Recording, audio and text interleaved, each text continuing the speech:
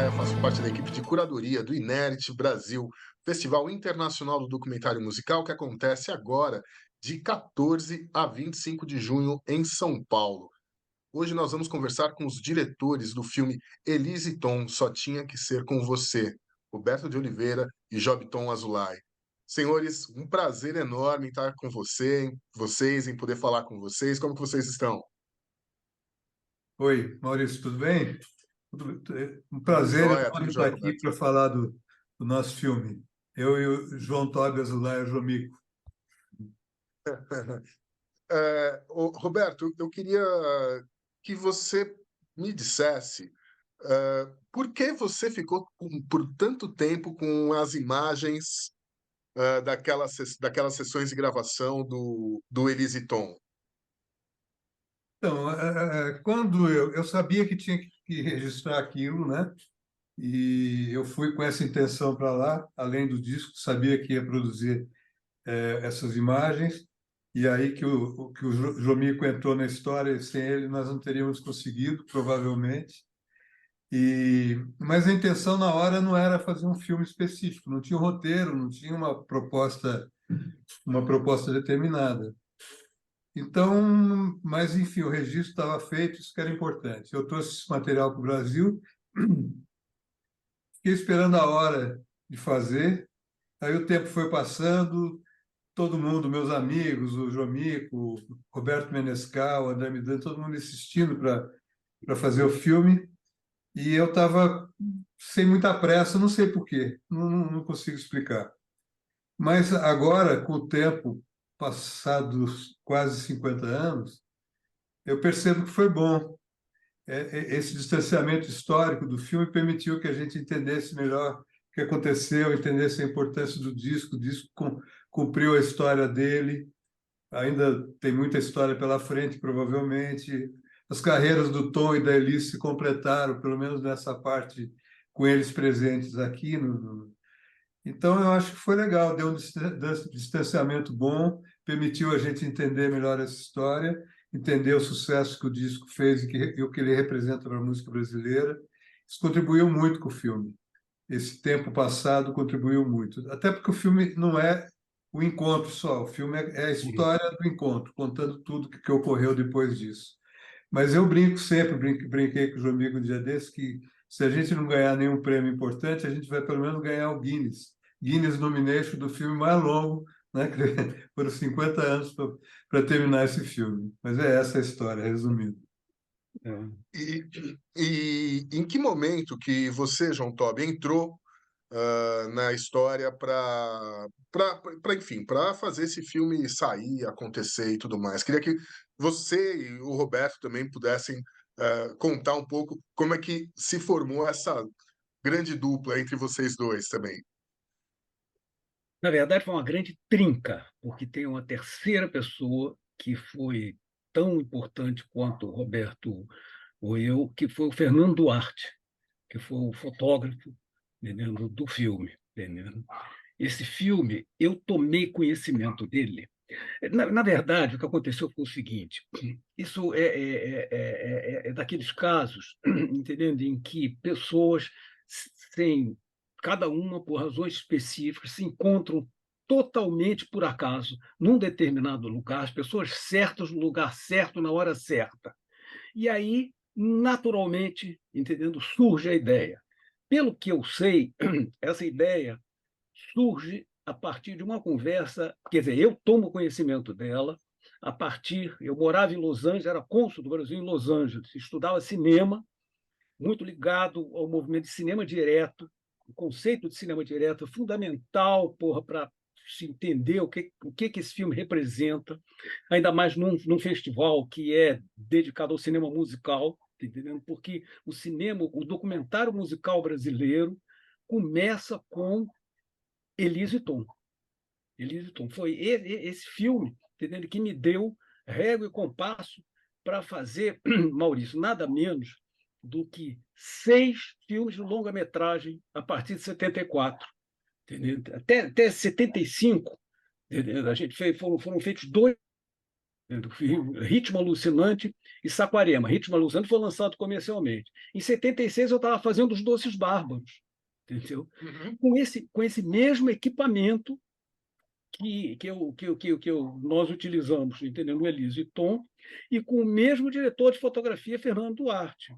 Então você vê que aí há uma ligação estreita. Bom, agora, você, na verdade, a coisa mais, digamos assim, misteriosa que envolve, a coisa mais fascinante que envolve a história desse filme, tem muitas coisas fascinantes, mas uma delas, a primeira, você tocou muito bem, foi na pergunta que você fez ao Roberto, entendeu? Como é que ele deixou esse filme ficar... E num determinado momento da fala dele, você diz assim, eu não sei muito bem, você viu que ele respondeu, ele próprio, essa resposta poderá ser respondida por várias pessoas, poderia ser respondida por mim, pelo Roberto Menescal, pelo André Midani, pelo Fernando Duarte, se ainda tivesse vivo, cada um teria uma explicação. E, na verdade, eu vou te dizer o que é que talvez explique isso. É que Tom e Elis não são duas pessoas comuns. Eles são duas pessoas que tendem a se tornar mitos na história brasileira, que transcendem o próprio universo da música em que eles nascem, mas se projetam na história de uma forma tão forte. E o Roberto simplesmente não se sentia em condições de fazer isso, o que eu posso entender perfeitamente, porque eu estive acompanhando esse processo, querendo, inclusive, ser diretor exclusivo desse filme, como ele sabe, em permanente contato, diálogo com ele e com o César Camargo Mariano, o filho da Elis, que também entendeu, participou. Então, eu fui ver, aquilo não saía. Num determinado momento, o Roberto assume a liderança da coisa e faz o único filme que só ele poderia fazer. Eu jamais teria feito esse filme como ele fez. A pessoa realmente, esse é um filme de Roberto de Oliveira, realmente, exclusivamente.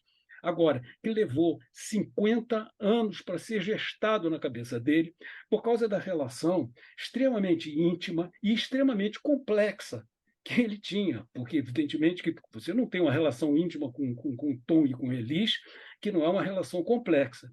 E ele só se sentiu, eu percebi isso claramente, ele só se sentiu à vontade de fazer esse filme quase que quantos anos depois da morte dele. Esse filme tinha que ser feito com uma perspectiva de tempo depois da morte do Tom Elis. Por isso ele é tão importante e esses méritos cabem ao Roberto. Perfeito. Aí eu queria perguntar, Roberto, bom, para quem chegou aqui no meio da história sem saber direito do que a gente está falando, de que filme a gente está falando, Elise Tom fala sobre a gravação do álbum Elise Tom, lá de 1973, né, as sessões de gravação. Ah, quando a gente pensa em tese, né, é um disco que, pô, já de cara, conceitualmente, já nasceu para ser um clássico. Só que durante o filme a gente vê que, enfim, tiveram uma série de percalços, tensões e discussões entre os artistas, e boa parte do filme se passa justamente sobre esse período mais tensionado entre os envolvidos. Roberto, quando você pegou o voo aqui no Brasil para ir para Los Angeles para acompanhar essas sessões, você imaginava encontrar esse clima lá? Não, a gente sabia que era um encontro não muito fácil de resolver, né? Tinha já algumas desavenças, havia pelo menos um problema mais específico, que a Elis tinha sido recusada para fazer a peça Pobre Menina Rica, eu acho. Eu acho que era essa. E aí correu um boato que o Tom que teria vetado a Elis, aí já tinha um clima, né? Mas eu sabia que não ia ser fácil. Mas não é por isso que a gente ia deixar de tentar, né? E na verdade, eu não cheguei no primeiro dia. Eu mandei todo mundo para lá um pouquinho antes, porque tinha um período de fazer os arranjos, que demoraram. Esse período foi de 18 dias, e eu ia um pouquinho depois, para a hora que começasse, inclusive, a fazer as filmagens, tudo isso. E só que aí teve uma desavença muito forte, a Elis queria vir embora, eles se desentenderam, muito em cima dos arranjos do César, o Tom queria que o Klaus Ogerman fizesse os arranjos, e a Elis queria que o César, que era o arranjador dela, e, enfim, isso está contado no filme. Mas realmente ela estava com a mala pronta para vir embora. O início não foi bom. Até me arrependi de não ter ido junto logo nos primeiros dias, mas eu antecipei o voo que eu ia fazer. Cheguei em cima da hora, eu era empresário da Elis e ela me ouvia muito, a gente tinha uma relação muito boa, muito forte, assim, de profissional, bacana, e tínhamos um projeto em comum, e aquele disco fazia parte do projeto de recuperação da imagem da Elis, que estava um pouco desgastada. Ela tinha muito sucesso, ela tinha um talento enorme, mas ela teve um problema na, quando ela cantou na Olimpíada do Exército. Ela foi patrulhada por vários grupos, e com razão, ela não tinha que ter ido cantar naquele evento, que era plena ditadura militar, e a classe, toda a cultura brasileira não aceitava isso, né? Mas aí a gente tinha, então, um projeto muito importante de recuperação da imagem dela, de melhorar o prestígio dela, junto com esse encontro com o Tom. Então, era um projeto importante para ela, né? Mas eu cheguei lá e a gente conversou muito, e aí ela resolveu ficar, e eu sabia que ia dar certo no fim, porque a música sempre vence, né? A música termina resolvendo tudo, né? E era um encontro de dois gênios, né? São dois artistas geniais. A hora que esses talentos e essas genialidades se reconheceram, aí ficou pronto, né? Deu tudo certo, aí tudo ficou bom. E aí a obra está aí, todo mundo não. Eu acho que os jovens, as pessoas que estão na faixa de menos de 20 anos hoje, talvez não conheçam tanto, mas eu recomendo muito que vejam um filme, que se interesse pela obra da Elise e do Tom, porque são duas coisas atemporais e dois artistas maravilhosos, e essa obra vai persistir para sempre. A concepção do filme depois, o Jomico fala muito que sou eu, mas não, teve muita colaboração do próprio Jomico, que está desde o início, nós dois estamos desde o início. Inclusive, a gente estava no evento um dia que eu, o Jomico, a Esse Beth, início é quando? Em 73? 74, né, quando foi gravado o filme. E eu estava no evento, eu, o Jomico, a Beth e o João Marcelo, e nós quatro estávamos lá, né? Somos do grupo Remanescente. Mas todo mundo participou muito. O André Midani participou agora na realização do filme. Eu ouvi muita gente, a gente encontrou, fizemos vários encontros, eu, Jomico, Menescal, o André Midani, Nelson Mota, o Diogo Pires, que é o meu parceiro nesse projeto, um cara incrível, um produtor maravilhoso. Então foi um trabalho que isso que o João falou é verdade. Ele veio procurando o tempo dele, a hora dele se desenvolver, e na hora que ele se desenvolveu, todo mundo que participou de alguma maneira se reencontrou, e todo mundo participou de alguma forma. Então é um trabalho muito coletivo, não é uma coisa como eu acho que todo processo, que toda obra que vem do momento histórico, ela é assim, né? Todo mundo abraça, todo mundo participa. Então eu acho que essa história ela tinha tudo para não dar certo, né?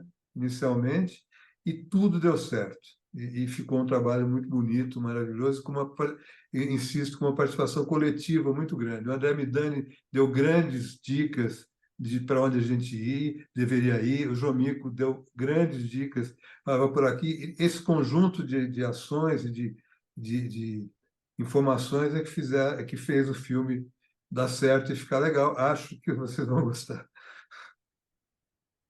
Não, o filme é incrível mesmo. Outra coisa que eu queria saber, João Tobi, você falou, né, do lance, né, do cinema direto ali, né, a câmera ali só observando tudo que acontece. Bom, eu sei que essas imagens de 74, né, foram feitas ali pelo Roberto. Primeiro, Roberto, o que foi por que você decidiu fazer esse tipo de filmagem, né, sem interferir no que está acontecendo ali, só deixando os personagens? E segundo, depois, quando vocês juntam esse material, né, e começam, enfim, já trazendo para os dias de hoje, ah, colocando alguns depoimentos de alguns personagens, ou que foram testemunhas, ou que sabem o que aconteceu ali. Qual que foi a decisão de juntar? Como é que foi escolher e juntar esses personagens? Bom, quem filmou tudo lá foi o Fernando Duarte, né? Uhum. E teve algumas filmagens também que o Chris Gray também Christopher fez Gray. algumas Não, na filmagens. verdade na verdade, depois o núcleo de filmagem era Fernando e eu. E aí a gente mobilizava eventualmente outras pessoas, como o Ah, Christopher entendi. Gray. O O, Christopher Gray o, é nosso consultor técnico, porque, na verdade, como eu estava falando, desculpe te interromper, mas a coisa do cinema direto é fundamental. Eu aprendi a técnica do cinema direto com esse filme. E quem nos assessou, o Fernando também não tinha experiência de Fernando, menos ainda. O Fernando vem do longa-metragem 35 milímetros de cinema novo, entendeu? Só que ele era muito esperto, muito rápido, pegou a coisa e entendeu o negócio, entendendo? Mas a característica é a captação sincrônica de som e imagem. É isso que faz a grande diferença, que o cinema direto toma conta, é uma influência avassaladora nos anos 70, influencia o cinema de uma maneira geral, completa, e acaba nisso aqui. Isso aqui é, entendendo, a utopia, entendendo, do cinema direto, que se falassem para a gente que no futuro, daí a pouco, haveria uma máquina, entender que todo mundo faria o que a gente estava fazendo ali pela primeira vez, mas era a primeira vez que estava se fazendo isso na música, na MPB. Por isso esse filme tem uma importância pioneira muito grande, por isso as pessoas, por isso ele tem uma magia que, evidentemente, que parte de duas pessoas que já são fortíssimas, que são Tom e Elis. Agora, o trabalho do fotógrafo, principalmente, no cinema direto, a câmera passa a ser personagem do filme. Entendeu? Eu sempre peço, chamo a atenção das pessoas, dos espectadores, quando assistirem o filme, para prestarem atenção, tipo, como a câmera conversa com os músicos. E aí, então, é isso. Uma coisa é o filme, outra coisa é o disco, entendeu? São duas realidades que correm paralelas, entendeu? Agora, a gente aprendeu a fazer cinema direto ali, entendeu? Eu saí é, dali já 2 anos depois, estava fazendo todos os barcos, entendeu? A partir com o mesmo diretor de fotografia, com a mesma técnica e com o mesmo equipamento. então é bem importante ressaltar isso, né? Porque era um momento único ali, era um momento um pouco tudo aconteceu ali, né? O fato do Jomico estar estudando cinema na UCLA, né? E desenvolver a prática, a técnica do cinema direto, mas o momento que a Elis estava vivendo, que ela precisava daquele encontro, o momento que o Tom estava vivendo também, o Tom estava meio achando que as pessoas tinham esquecido dele, um pouco ele estava vivendo em Los Angeles. Então tudo ali conspirou, né, para ser para acontecer um disco que é considerado uma obra-prima e espero que o filme corresponda. Com relação ao tempo, né, que a gente já falou várias vezes aqui, eu tenho a impressão que esse filme ele vai se realizar muito através das novas audiências, né? Então ele tem está tendo muita expectativa fora do Brasil, né? Porque o Tom é um personagem internacional e durante 10 ou 20 anos foi o compositor vivo mais importante do mundo, depois que ele fez o disco com Sinatra em 1964, eu acho que é o disco que o Quatro, Sinatra 64. 64. A partir dali ele virou um personagem. A música dele é tocada no mundo todo, né? Todos os compositores mais tocados no mundo. E então o Tom já tinha conseguido essa projeção. Mas ele se ressentia um pouco de no Brasil ele não está muito presente. Ele achava que a bossa nova tinha morrido, não sei o quê. Então, este momento do Tom também foi muito importante. O João Mico sabe muito bem disso, que convivia com o Tom lá em Los Angeles. Ele estava muito triste, estava muito abatido. Então, esse encontro dos dois foi uma coisa mágica. Eu fiz 2 shows no Rio e 2 shows em São Paulo, logo depois do disco, para a gente promover o disco.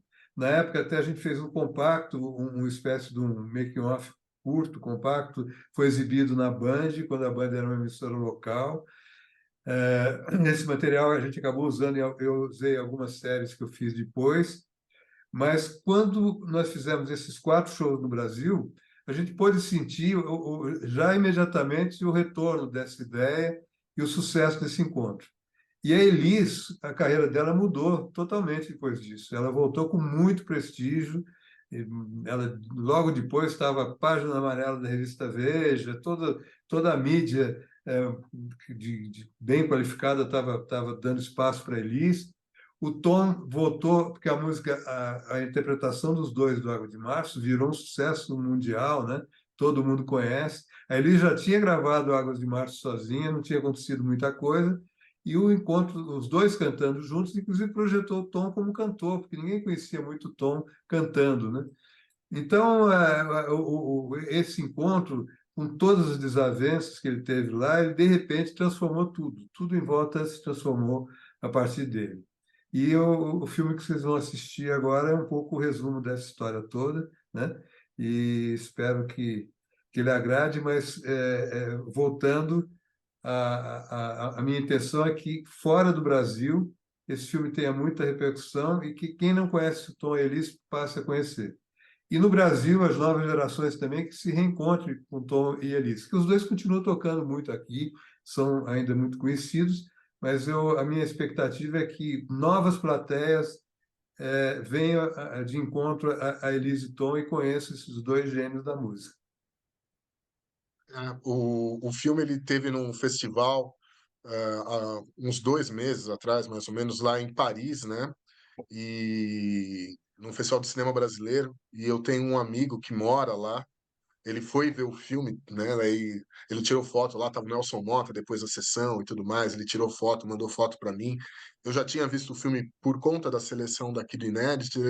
Assim, ele na verdade ele mandou mensagem para mim antes de ir para a sessão. Ele perguntou: "O filme é bom?" Eu falei: "O filme é ótimo. Vá, você vai gostar." Né? E ele realmente gostou demais do filme. Ah, eu queria convidar vocês todos, inéditas, inéditos e inédites, a assistirem ao filme Elise e Tom Só Tinha de Ser Com Você, aqui no Inédit Brasil, primeira sessão dia 17, às 18 horas, no Cine Sesc, com a presença dos diretores Roberto de Oliveira e João Tobias Zulay. Dia 20, na terça-feira, no Centro Cultural São Paulo, Sala Paulo Emílio, às 20 horas. E dia 25, às 18 horas, na Cinemateca Brasileira, aqui em São Paulo. Eu queria agradecer demais a presença de vocês dois. E, enfim, eu sei que o filme vai entrar depois no circuito comercial, né? Ele entra em 21 de setembro, ele estreia no circuito comercial, nos cinemas brasileiros, e ele está participando de alguns festivais fora do Brasil também até lá. Joia. Eu desejo, assim, muito sucesso para o filme. O filme é sensacional, maravilhoso. O trabalho de vocês é, é incrível, né? E nos vemos na sala de cinema. Muito obrigado, Roberto. Muito obrigado, João Tobi. Até a próxima. Maurício, só uma última coisa, parabéns pelo festival. É muito importante ter um festival de filmes, de documentários, de filmes musicais. Eu acho que isso é um ganho muito interessante para o país, para a nossa cultura, o festival de vocês. Parabéns, viu? Eu que agradeço, mas assim, eu sou obrigado a dizer que a gente só tem um festival de documentário musical porque vocês fazem filmes de documentários musicais, né? Legal, Então a culpa é de vocês, mais do que nossa. legal.